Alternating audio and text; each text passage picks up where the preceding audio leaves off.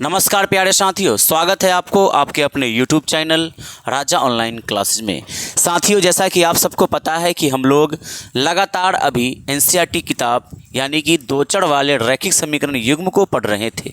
जी हाँ, आज की इस वीडियो में हम लेकर उपस्थित है आपके बीच एक नए चैप्टर की, जिसका नाम है द्विघात समीकरण।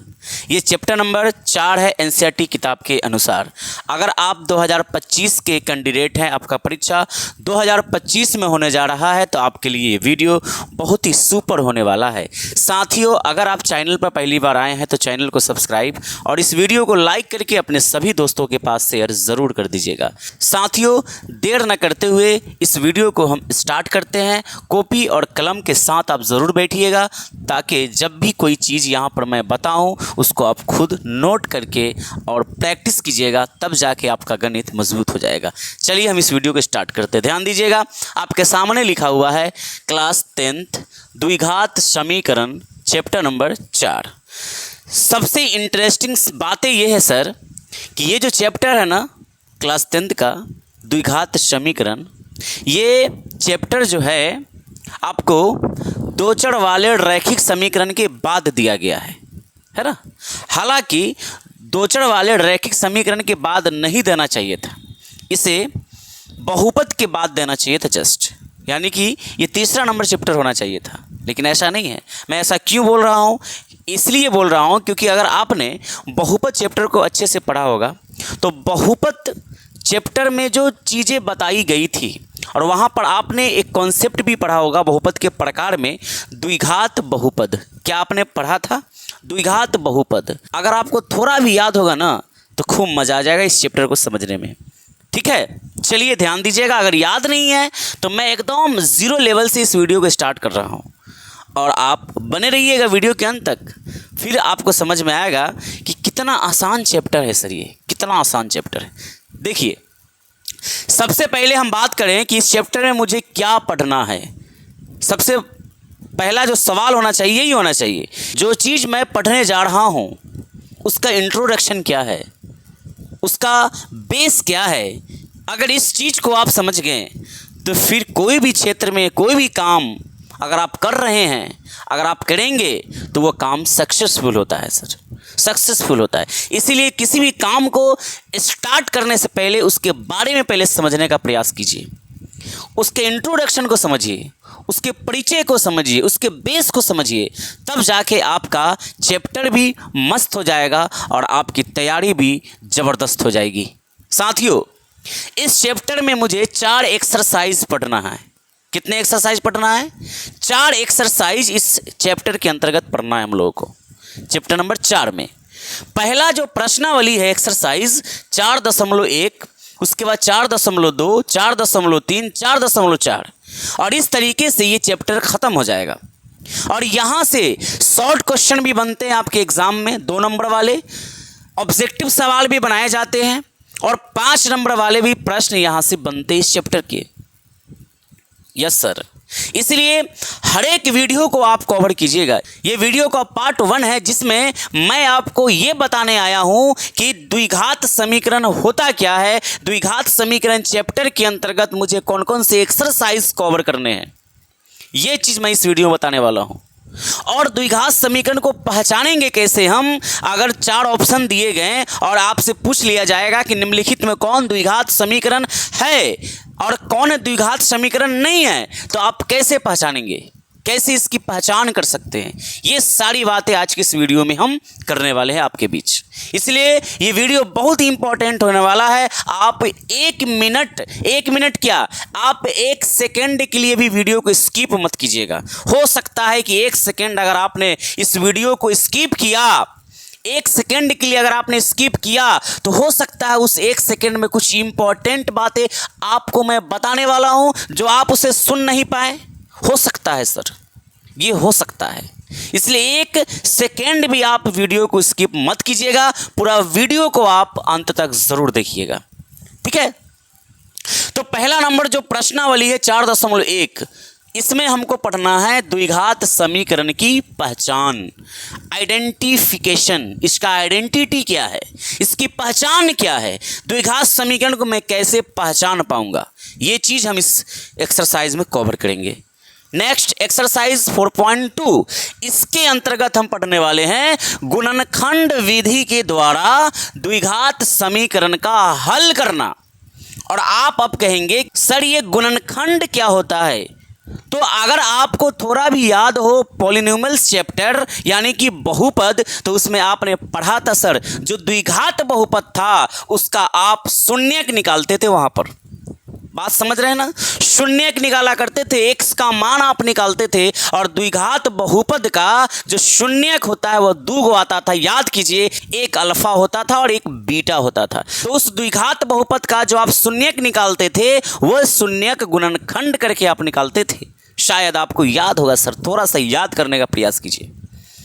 अगर आपको गुणनखंड नहीं आता है तो हम इसी चैप्टर के अंतर्गत गुणनखंड भी आप तक पहुंचाने का पूरा प्रयास करेंगे। और अगर आपको और अच्छे से समझना है, बेसिक्स उसके जानने हैं, तो आप इसी वीडियो के डिस्क्रिप्शन में जाइए, वहां पर मैंने गुणनखंड का एक वीडियो बहुत ही ज़बरदस्त बनाया है, उसको आप देखकर गुणनखंड को आसानी से समझ सकते हैं। नेक्स्ट आगे बढ़ते हैं।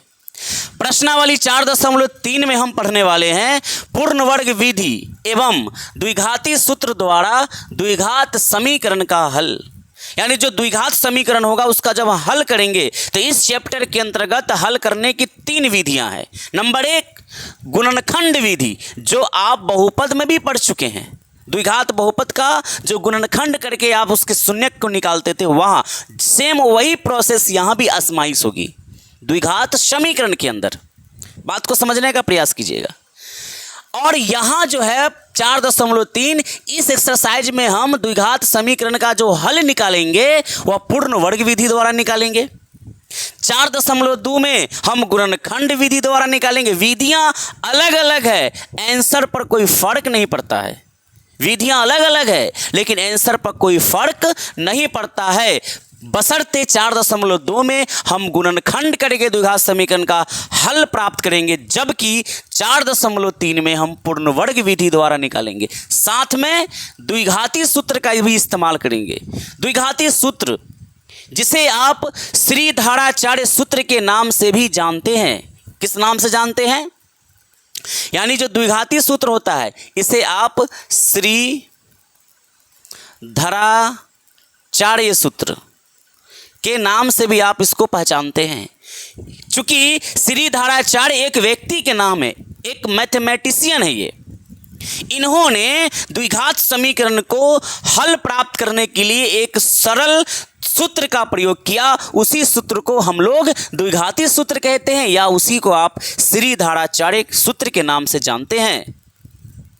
ठीक है, तो आपने क्या समझा? 4.3 में हम पूर्ण वर्ग विधि द्वारा भी समझेंगे हल कैसे प्राप्त होता है द्विघात समीकरण का, साथ ही साथ द्विघाती सूत्र के द्वारा भी हम समझने का प्रयास करेंगे साथियों। तो कुल मिला के 3 हुए कि नहीं हुए? 3 विधियां हुई। पहला गुणनखंड, दूसरा पूर्ण वर्ग विधि और तीसरा द्विघाती सूत्र, जिसे आप श्रीधराचार्य सूत्र कहते हैं। और लास्ट जो एक्सरसाइज 4.4 है, इसमें हम जानेंगे द्विघात समीकरण के मूलों की प्रकृति। अब ये आप समझें कि ये मूल का क्या मानी है। मूल का मानी तो जरा ध्यान आप देने का प्रयास करेंगे। आप बहुपद पढ़ के आए हैं सर बहुत अच्छे से। बहुपद में जो द्विघात बहुपद आपने पढ़ा, द्विघात बहुपद, इस द्विघात बहुपद का 2 शून्यक होते थे। x का जो आप मान निकालते थे, x का मान याद कीजिए वो 2 गो आता था, 2 मान आता था x का, है ना, क्योंकि ये द्विघात बहुपद है।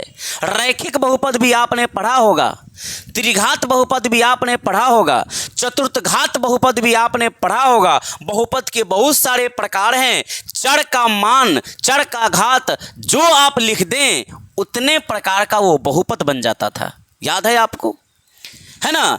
तो अगर आप x का मान निकालेंगे, अगर x के रूप में बहुपद दिया है तो द्विघात बहुपद का 2 शून्यक होता था। आप याद करने का प्रयास करेंगे तो बहुपद का जो हल निकलता है x का, उसको आप शून्यक बोलते हैं। उसको आप क्या बोलते हैं? शून्यक। यानी बहुपद का जो हल निकालते हैं आप, x का जो मान आप निकालते, चाहे रैखिक हो, द्विघात हो, त्रिघात हो, चतुर्थ घात हो, चाहे कोई भी घात हो, अगर आप निकालते थे तो उसे आप शून्यक बोलते थे। शून्यक जरा याद करने का प्रयास कीजिए। लेकिन यहीं पर अगर हमारा चैप्टर द्विघात समीकरण है तो द्विघात समीकरण का जो हल निकलेगा x का मान, उसे आप मूल कहते हैं। मूल यानी कि ये द्विघात समीकरण के लिए ये शब्द उपयोग होता है, मूल उपयोग होता है सर। उसके हल को आप मूल कहते हैं। मूल क्या कहते हैं? मूल कहते हैं। मूल्य नहीं, मूल कहते हैं। वहीं पर अगर बहुपद की बात करें तो बहुपद में जो x का मान आप प्राप्त करते हैं उसे आप क्या कहते हैं? तो शून्यक कहते हैं। मैं उम्मीद करता हूं कि आपको मूल और शून्यक समझ में आ गया होगा। बहुपद चैप्टर में जो आप x का मान निकालते थे उसे आप क्या कहते हैं? उसे आप शून्यक कहते हैं। जबकि द्विघात समीकरण में जो आप x का मान निकालेंगे उसे आप क्या कहेंगे? मूल कहेंगे। समझ में आ गया आपको? अब हम समझते हैं कि ये द्विघात समीकरण जो है ये क्या है और इसकी पहचान क्या होती है। तो नंबर प्रश्नावली 4.1 जो है मैं इसको स्टार्ट कर रहा हूं। कुछ एग्जाम्पल्स यहां पर लेंगे। पहले तो मैं इसका डेफिनेशन बता देता हूं आपको कि द्विघात समीकरण का डेफिनेशन क्या है और इसके क्या क्या कुछ शर्तें हैं कि ये द्विघात समीकरण ही हो सकता है, अगर ऐसा न हो तो ये द्विघात समीकरण नहीं हो सकता है। क्लियर? तो चलिए हम स्टार्ट करते हैं। तो चलिए अब हम लोग 4.1 एक्सरसाइज को स्टार्ट करते हैं और समझते हैं ये द्विघात समीकरण के बारे में। बात को समझने का प्रयास कीजिए। द्विघात समीकरण को समझाने से पहले मैं आपको बहुपद समझाने का प्रयास करता हूं। पहले थोड़ा देर के लिए ध्यान दीजिएगा। बहुपद जरा सा ध्यान दीजिएगा। आप वहां पर लिखते थे द्विघात बहुपद की, अगर हम स्पेशल बात करें द्विघात बहुपद की, क्योंकि इस द्विघात बहुपद का कनेक्शन द्विघात समीकरण से है, इसलिए मैं द्विघात बहुपद की ही बात करता हूं। पहले एक द्विघात बहुपद लेते हैं 2x² प्लस 3x प्लस का 4। ये द्विघात बहुपद है। ये क्या है? द्विघात बहुपद है। और द्विघात बहुपद का जो व्यापक रूप होता है वह व्यापक रूप कैसा होता था? ये इस प्रकार होता था, ax² plus bx plus c, ऐसा होता था। अब जरा सा बात को समझने का प्रयास कीजिएगा। देखिए यहां x², यहां भी x², इसके बगल में 2, इसके बगल में a, तो a का मान 2 हो गया कि नहीं? यस सर, हो गया। यहां पर समझिए, यहां x, यहां भी x, तो यहां x के बगल में 3, यहां x के बगल में 2, तो b का मान 3 हो गया कि नहीं? यस सर, हो गया। यहां पर सिर्फ 4, यहां पर सिर्फ c, तो c का मान 4 हो गया कि नहीं? यस सर, हो गया। इसका मतलब क्या हुआ? मतलब समझाने का प्रयास कीजिए। मतलब सर सिंपल है। मतलब ये है कि x² के बगल में जो a आपने कहा a, और जो x के बगल में आपने b कहा, और जो यहां पर आपने c कहा, ये तीनों है क्या? तो यहां 2 है, यहां 3 है, यहां 4 है। बात को समझिएगा। तो 3, 2, 4 ये है क्या? एक नंबर है, वास्तविक संख्या है सर, वास्तविक संख्या है। तो आप बोल सकते हैं कि a b c क्या है? तो वास्तविक संख्या है, वास्तविक संख्या है। आप ऐसा बोलेंगे, ये वास्तविक संख्या है, क्योंकि वास्तविक संख्या नेगेटिव भी होता है, पॉजिटिव भी होता है। बात को समझिएगा। परिमेय भी होता है, अपरिमेय भी होता है। बात को समझने का प्रयास कीजिए। सब वास्तविक संख्या के अंतर्गत है। वास्तविक संख्या एक बहुत बड़ा फैमिली है जिसके अंतर्गत बहुत सारे नंबर्स आते हैं। नेगेटिव, पॉजिटिव, रियल नंबर के अंतर्गत ये सारे संख्याएं आते हैं। बात को समझने का प्रयास कीजिएगा। परिमेय संख्या, अपरिमेय संख्या, सम संख्या, विषम संख्या, अभाज्य संख्या, जुड़वा अभाज्य संख्या, ये सारे संख्याएं वास्तविक संख्या के ही अंतर्गत आता है।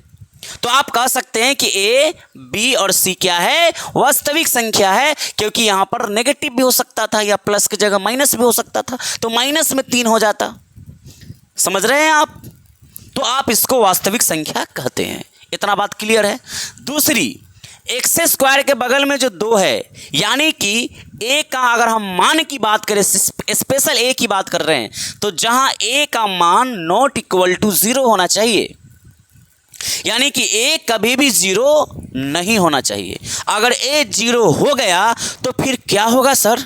कोई आफत आएगी, कोई मुसीबत आएगा, जलजल आ जाएगा, भूकंप आ जाएगा, आंधी आ जाएगी, यस ये सब कुछ आ सकता है, ये सब कुछ आ सकता है। अगर ए का मान 0 हो गया तो कैसे सर, जरा सा आप हमको प्रूव्ड करके बताइए। जी हाँ, मैं बताता हूँ। 2x² प्लस का 3x प्लस का 4 ये आपका द्विघात बहुपद है।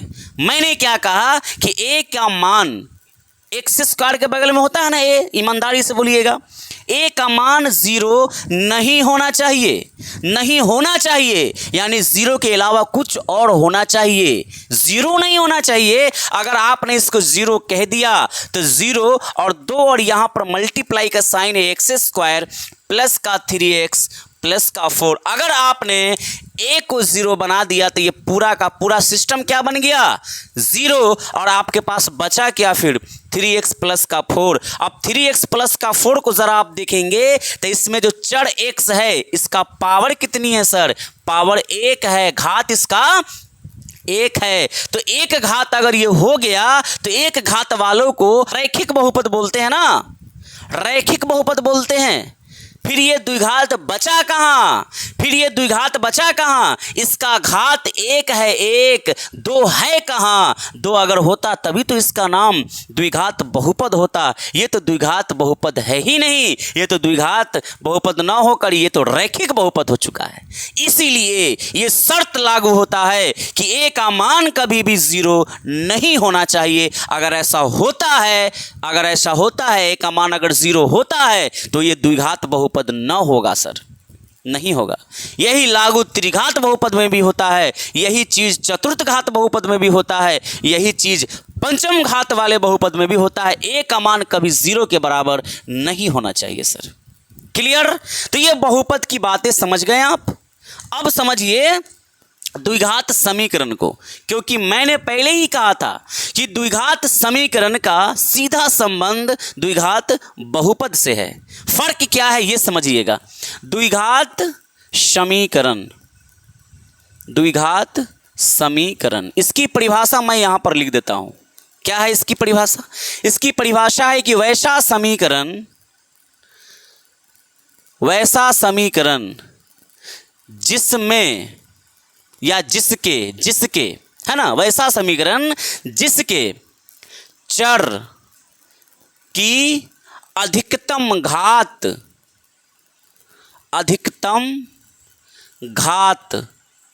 2 होना चाहिए, 2 होना चाहिए, उसे द्विघात समीकरण कहते हैं। जिसका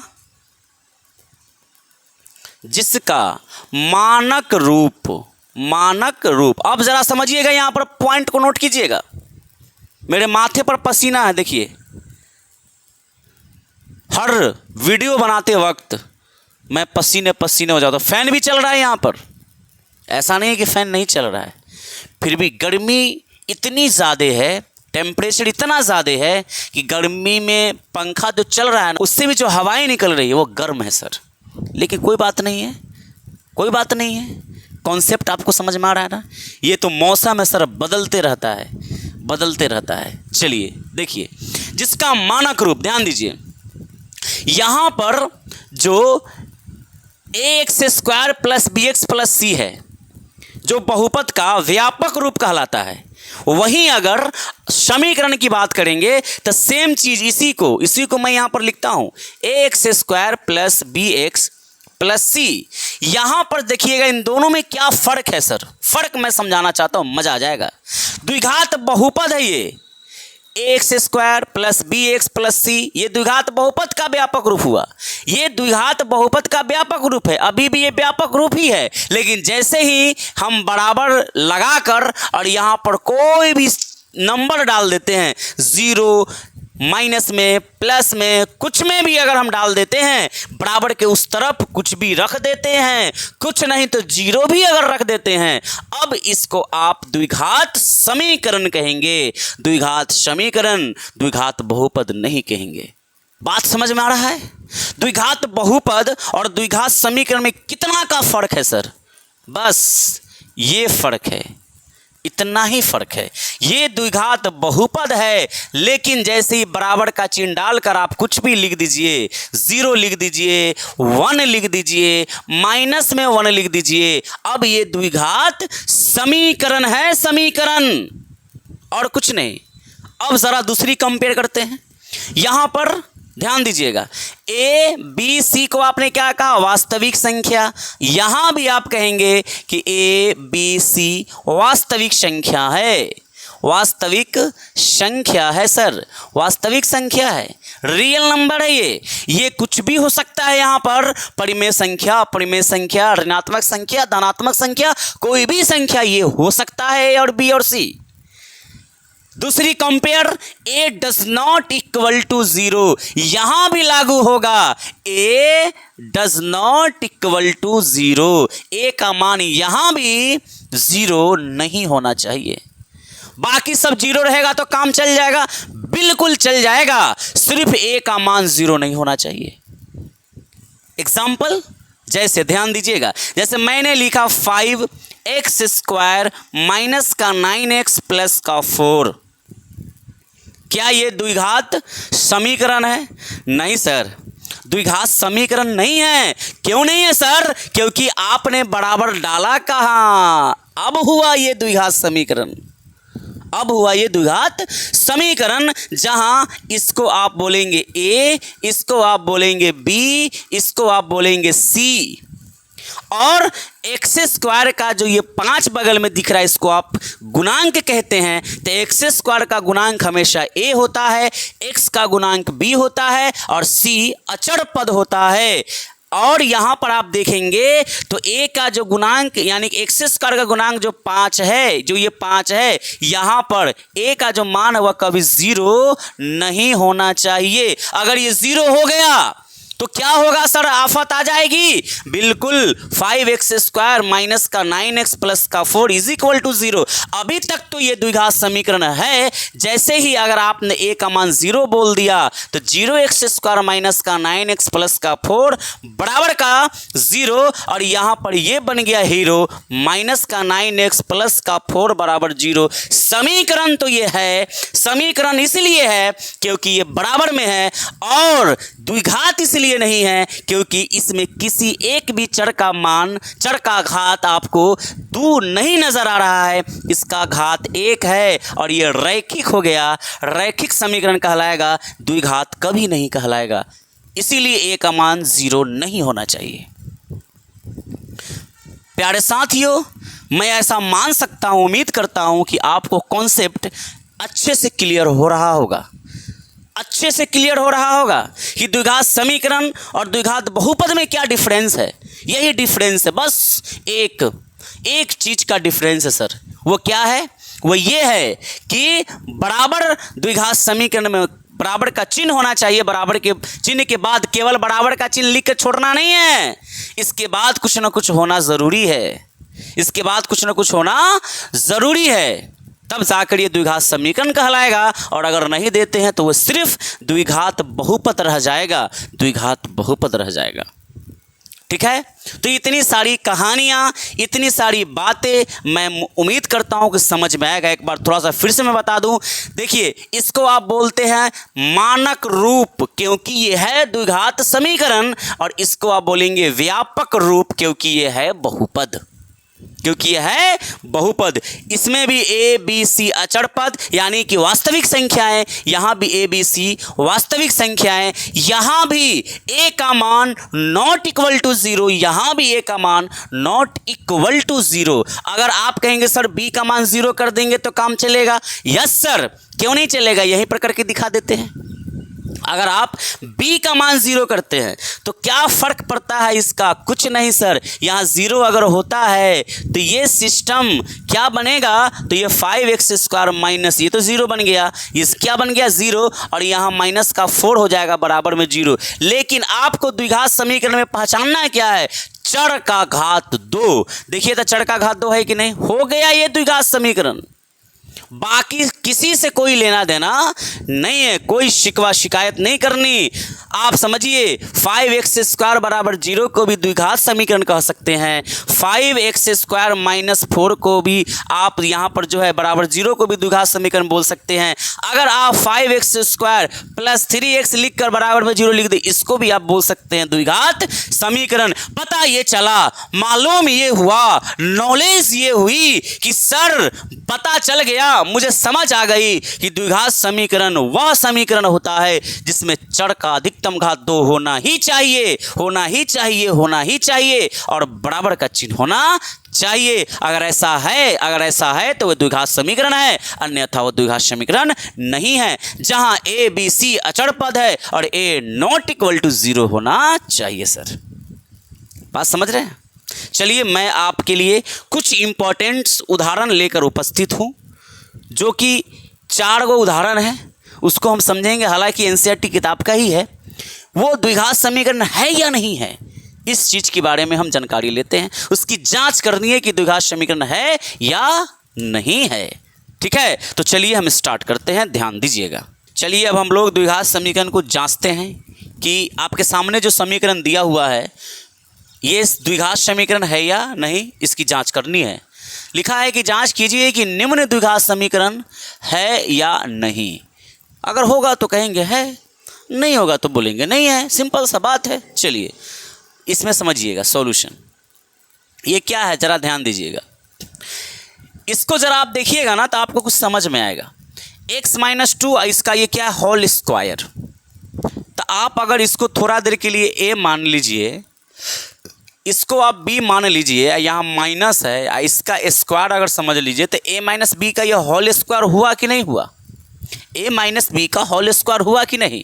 आप बचपन में पढ़े होंगे a माइनस बी का होल स्क्वायर क्या होता है, a² minus 2ab plus B square होता है कि नहीं? बचपन में आपने पढ़ा होगा, 7th में भी है, 8 में भी है, और हर बार मतलब ख़ास तौर पर अलजेब्रा का जो चैप्टर हम लोग पढ़ते हैं तो अलजेब्रा का ही ये फॉर्मूला है, तो आपको तो इसको ध्यान में रखना ही पड़ेगा, कब काम आ जाए, जैसे अभी काम आ गया। तो इसको आप a मानिए, इसको b, तो फॉर्मूला a², तो a का मतलब x, तो x का स्क्वायर हुआ, फिर माइनस है तो माइनस लगाइए, 2 इंटू है, यहाँ पर गुना का साइन है, तो 2 इंटू a का मान कितना है x, फिर गुना b का मान है आपके पास 2, और फिर प्लस में है, प्लस लिखिए, और b², तो b का मतलब 2 का स्क्वायर। ये चीज़ तो आप समझ गए। ज़रा सा ध्यान दीजिए, बराबर के इस तरफ का काम हो चुका है, +1 है तो +1 लिख दीजिए, और बराबर में क्या है इधर 2x माइनस का 3। मतलब समझ आनी चाहिए कि क्या करना है, आपको जांचना है। तो साफ सुथरा थोड़ी दिए हुआ है कि आप डायरेक्ट बता सकते हैं, थोड़ा सा इधर उधर घुमा फिरा के मोड़ मोड़ के जो है दिए हुआ है, तो आपको उसको पहले चेक करने के लिए थोड़ा सा सॉल्व करने की ज़रूरत है। सॉल्व कीजिएगा तो समझ में आ जाएगा। जैसे कि यहाँ पर मैंने इसको फार्मूला पे तोड़ दिया। आगे बढ़ते हैं, ज़रा ध्यान दीजिएगा। अब देखिए x² यहाँ पर हो जाएगा माइनस 2 दूना 4 गुना x, ये 4x हो गया, प्लस 2 का स्क्वायर क्या होता है 4, और प्लस का क्या है 1, और बराबर में 2x माइनस का 3। x² अपने जगह पर इम्प्लाइज डेट का साइन नहीं भूलिएगा, माइनस का 4x, ये दोनों x जाति के लोग हैं, 4 और 1 कितना हो जाएगा 5, और 3 को इस तरफ बुला लीजिए, 3 को इस तरफ बुला लीजिए, इसको भी इधर बुला लीजिए, उधर 0 बच जाएगा, तो आप 3 को इधर बुला लीजिएगा तो प्लस में आ जाएगा, और 2x को इधर बुलाइएगा तो माइनस में आ जाएगा। इधर कुछ नहीं बचा तो झुनझुनना। ठीक है, अब देखिए x² माइनस का 4x, अच्छा ये x रूप का है, इसमें भी x रूप का है, ये माइनस में, ये भी माइनस में, 4 और 2 कितना हो जाएगा। ये छोटी मोटी कैलकुलेशन है, आपको समझ में आना चाहिए, छोटी मोटी कैलकुलेशन आपको आता ही होगा। 5 और 3 कितना हो गया, ये 8, और बराबर में क्या बचा 0। जरा इसको जरा ध्यान दीजिए, ये जो आपने लाया क्या ये द्विघात समीकरण है? पकड़िए कैसे द्विघात समीकरण, चर का अधिकतम घात 2, देखिए तो चर का अधिकतम घात 2, वेरी गुड, बराबर का चिन्ह है, वेरी गुड, बराबर के उस पार कुछ लिखा होना चाहिए, कुछ नहीं तो 0 भी है, यस सर, द्विघात समीकरण ये है, इसको लिखेंगे हाँ भाई ये द्विघात समीकरण है। चलिए एगो से तो फारिग हो गए हम लोग। फारिग का मतलब समझते हैं ना, फारिग उर्दू शब्द है जिसका माना होता है कि इससे जो है क्लियर हो गए हम, है ना। आगे बढ़िए। अब यहाँ पर समझिए, इसका सॉल्यूशन करते हैं। देखिए ब्रैकेट के बाहर x से अंदर में गुना हो जाएगा, x गुना x एक्स स्क्वायर, x का गुना 1 से तो ये x हो गया, प्लस में 8 बचा हुआ है बराबर। यहाँ देखिए ये, इसको समझिए, ये भी गुना ही है, ध्यान दीजिएगा। जो यहाँ वही यहाँ, जो यहाँ वही यहाँ, है ना। बात समझिएगा, बीच में प्लस और माइनस का हेर फेर है। एगो फार्मूला जानते होंगे, a माइनस का b, a प्लस का b। पहले इसको लिखिए चाहे बाद में, चलिए आप कहेंगे कि ना पहले ही लिख दीजिए, लिख लीजिए। a प्लस का b, a माइनस का b, फार्मूला होता है a square minus b square. ये भी अलजेब्रिक सूत्र है, ध्यान में रखना ही होगा जी। पूर्ण जानकारी प्राप्त करने के लिए तो जो बेसिक चीज़ें हैं, जो कैलकुलेशन के दौरान मुझे रुकावट का सामना करना पड़ सकता है, जिससे मैं बैक हो सकता हूँ, यही सब चीज़ से लोग बैक हो जाता है। फार्मूला ही ध्यान में नहीं है, कैसे कैलकुलेशन को आगे बढ़ाइएगा। अब भाई तेल डलवा कर आप चल दिए हैं घर से, 1 लीटर तेल डलवाए हैं। अगर आपका गाड़ी का माइलेज 80 किलोमीटर चलने का है तो 80 किलोमीटर के बाद तेल खत्म हो जाएगा, तो फिर से डालिएगा तभी ना, नहीं तो रुकावट आ गई ना वो, फिर आप नहीं डालिएगा तो बैक तो होना ही है। बैक का मतलब रुक जाना, अब उसको उठाकर किसी दूसरे गाड़ी पर रख कर जो है लाना पड़ेगा आपको, है कि नहीं। चलिए ध्यान दीजिएगा, तो ये फार्मूला है, इसी फार्मूला पर इसको हम तोड़ देते हैं। तो ये a plus B, a minus B का फार्मूला डायरेक्ट होता है a स्क्वायर, यानी इसको x मानेंगे, x को a मानेंगे तो ये x स्क्वायर और माइनस का b मतलब 2 का स्क्वायर, कोई दिक्कत नहीं। यहाँ पर समझिए ये x स्क्वायर हो जाएगा, प्लस में x अपने जगह पर, 8 अपने जगह पर, x स्क्वायर को इस तरफ लाइएगा तो माइनस में x स्क्वायर आ गया, और यहाँ 2 का स्क्वायर 4 माइनस में, तो बराबर के इस तरफ आएगा तो प्लस में आ जाएगा, और इधर कुछ नहीं बचा तो क्या है सर, 0। अब ज़रा ध्यान दीजिए यहाँ पर भाई साहब, ये भी एक्स स्क्वायर, ये भी एक्स स्क्वायर, दोनों एक दूसरे को देखना पसंद नहीं किया, कट के मर गया। देखिए पसंद नहीं करेगा तो कट के मरबे ना करेगा। यहाँ क्या बचा, x और प्लस में 8, और यहाँ 8 और 4 डायरेक्ट जोड़ दीजिए, प्लस में है दोनों तो 12 हो जाएगा, बराबर में 0। जरा सा निगाह डालिए तो क्या ये द्विघात समीकरण है? क्या ये द्विघात समीकरण है? नहीं सर, नहीं है। क्यों भाई? क्योंकि ये जो चर है ना यहाँ x, इसका घात 1 आया है, 1, और 1 वाला सर द्विघात थोड़ी होता है, नहीं होता है, तो ये क्या है, नहीं है। आप इसको नहीं लिख दीजिए, यही काम करना है। चलिए यहाँ देखिए, ध्यान दीजिएगा, यहाँ पर x बाहर में है, दोनों का गुना होगा, 2x में x से 2x square, plus into plus plus होता है, 3x हो जाएगा यहाँ पर, बराबर इस तरफ क्या है, x स्क्वायर प्लस का 1। अब देखिए 2x स्क्वायर अपने जगह पर, प्लस का 3x, इधर वाले को सब को इस तरफ बुलाइए तो ये माइनस में आ जाएगा, और ये भी माइनस में आएगा, तो इधर कुछ नहीं बचा तो झुनझुनना। देखिए यहाँ पर समझिएगा, देखिए भाई 2x स्क्वायर यानी 2 x स्क्वायर, यहाँ 1 x स्क्वायर माइनस में, तो 2 में से 1 चला गया तो बचा कितना, 1। ठीक है, तो 1 लिखा गया क्योंकि यहाँ पर 1 लिखा होता है, ठीक है ना, प्लस 3x अपने जगह पर और माइनस का 1 और बराबर में 0। देखिए तो क्या ये द्विघात समीकरण आया है क्या? यस सर, द्विघात समीकरण है, क्योंकि चर का घात कितना है, 2 है। समीकरण है यानी कि हाँ ये द्विघात समीकरण है भाई। इसको देखिए, सॉल्यूशन करते हैं। ध्यान दीजिएगा, यहाँ पर सॉल्यूशन लिखना हम भूल गए। देखिए यहाँ पर, अब इसको देखिए भाई, देखने से लग रहा है कि पावर तक 3 है, पता नहीं क्या होगा नहीं होगा। पहले सरल करके देखिए, इसको a मानिए, इसको b, तो a प्लस बी का होल क्यू का फॉर्मूला जानते हैं। देखिए कितना फॉर्मूला लग रहा है। पहला क्वेश्चन में आपने लगाया a माइनस बी का होल स्क्वायर, यहाँ पर आपका लगा देखिए a plus B into a minus B का formula, a square minus B square, और यहाँ पर a प्लस बी का होल क्यू। चलिए क्या होता है ज़रा बताइए। a प्लस बी का होल क्यू होता है a cube plus B cube plus 3a square b plus 3ab square, ये फॉर्मूला होता है सर। चलिए इसको तोड़ दीजिए, इस पर, इसको a मानिए, ये आपका b है, फॉर्मूला a क्यू यानी कि x का पावर 3 प्लस b क्यू यानी कि 2 का पावर 3 प्लस 3 लिखिए, a स्क्वायर यानी x स्क्वायर इंटू b मतलब 2 प्लस फॉर्मूला में 3 फिर से, a का मतलब x है और b का मतलब 2b पर स्क्वायर है। कोई प्रॉब्लम? No sir. आगे एक्स क्यू अपने जगह पे, 2 का पावर 3 8 हो गया, यहाँ पर मल्टीप्लाई 3 दूना 6, 6 गुना एक्स स्क्वायर हो जाएगा, प्लस 2 का स्क्वायर 4, 4 3 12 गुना में एक्स है तो 12x। ठीक है, और बराबर में इस तरफ क्या चल रहा है सर? इसको मैं यहाँ पर नहीं लिखा, यहाँ पर लिख दीजिए। बराबर में क्या है? x के पावर 3 माइनस का 4, ये वाला उतार दिए जैसो का तैसा। अब देखिए ज़रा, इसको लिखिए एक्स क्यू प्लस का 8 प्लस का 6 स्क्वायर प्लस का 12x। इसको इस तरफ ले आइए, माइनस में आ जाएगा, और इसको लाइएगा तो प्लस में आ जाएगा। बराबर में कुछ नहीं बचा तो 0 है। अब देखिए ज़रा ध्यान से, देखिए इसको देखिए, x के पावर 3, यहाँ भी x के पावर 3 प्लस और माइनस में है, ये माइनस में ये प्लस में है, दोनों कट के मर गया, बचा क्या यहाँ 8 और यहाँ पर है 4, दोनों को जोड़िएगा तो होगा 12। तो 8 और 4 कितना हो गया? 12। फिर यहाँ 6x स्क्वायर और यहाँ पर क्या है?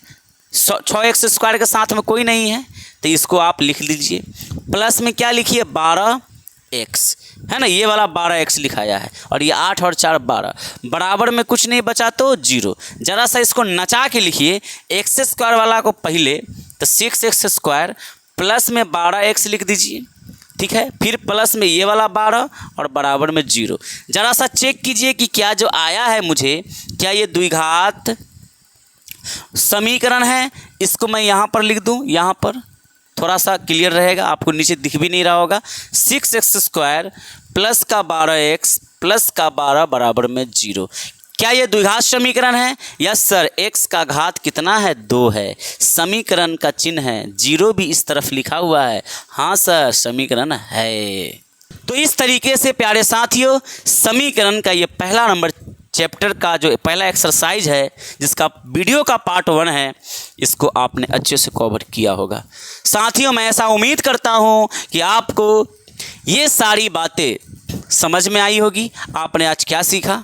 आपने ये आज सीखा कि बहुपद, द्विघात बहुपद और द्विघात समीकरण में क्या डिफरेंस है। साथ ही आपने ये भी सीखा कि द्विघात समीकरण की पहचान कैसे करनी है, कैसे जान जाएंगे कि ये द्विघात समीकरण है और ये नहीं है। साथ ही साथ आपने ये भी जाना कि द्विघात समीकरण का मानक रूप क्या होता है, उस मानक रूप में a b c क्या होता है और a does not equal to 0 होता है या नहीं होता है। ये सारी बातें आज की इस वीडियो में मैंने आप तक रखने का प्रयास किया। मैं उम्मीद करता हूं कि मेरी प्रयास सफल रही होगी, आपको समझ आया होगा। अगर वीडियो पसंद आया तो इस वीडियो को लाइक करना मत भूलिएगा। इस वीडियो को शेयर भी ज़रूर कर दीजिएगा अपने सभी मित्रों के साथ। अगर आप 2025 के कैंडिडेट हैं, आपका परीक्षा 2025 में होने वाला है या आपका परीक्षा हो चुका है या होने वाला है, अगर किसी भी कंडीशन से है तो ज़रूर आप इस वीडियो को दूसरे तक पहुंचाइएगा। अगर आपका परीक्षा हो चुका है